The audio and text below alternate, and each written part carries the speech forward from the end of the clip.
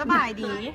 มื้อนี้น้องจะมาเว้าเกี่ยวกับบาดแผลไฟไหม้ปลูกพงซึ่งบาดแผลไฟไหม้ปลูกพงนั้นเมนพยาธิเมนบาดแผลชนิดหนึ่งที่เกิดขึ้นจากเครื่องร้อนความร้อนหรือธาตุเคมีต่างๆและสาเหตุนั่นก็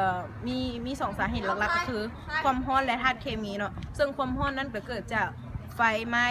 แสงแดดน้ำร้อนไฟฟ้าน้ำมันร้อนและการเสียดสีโดนนานที่สองเมนธาตุเคมีนั่นก็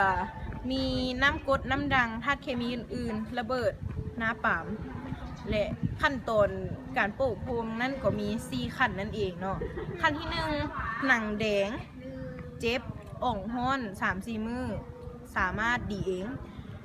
ขั้นตอนที่2หนังโพงขึ้นมีน้ำใสๆอยู่ในบาดหั่นรู้สึกเจ็บและอ่องห้อนประมาณ7 มื้อสามารถดีเองขั้นตอนที่3ก็หนังที่ถึงไหม่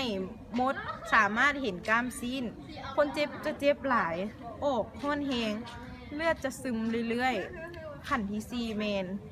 จะไหม้ทั้งหนังและกล้ามซีนขั้นที่4นั้นจะไหม้ทั้งหนังและกล้ามซีนจนเห็นกระดูก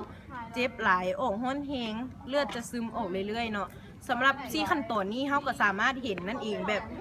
ในซุมื้อนี้เขาก็อาจจะเกิดขึ้นกับเขาเองเนาะซึ่งขั้นที่1กับขั้นที่2นั้นบุบเมนขั้นให้แหงแหละมันก็อาจจะเกิดขึ้นเรื่อยๆในเวลาที่เขาจึงซีนและน้ำมันฟงใส่เขาก็สามารถสังเกตได้ว่ามันไปตามขั้นตอนที่เขาว้าวเนาะและการปิ้นป่วก็คือถ้าเขาเห็นคนเจ็บถูกโปกโพงย้อนความร้อนและธาตุเคมีควรบรรเทาความร้อนออกจากปากบาดด้วยการเอาน้ำสะอาดหกใส่ค่อยๆเลื่อล่าง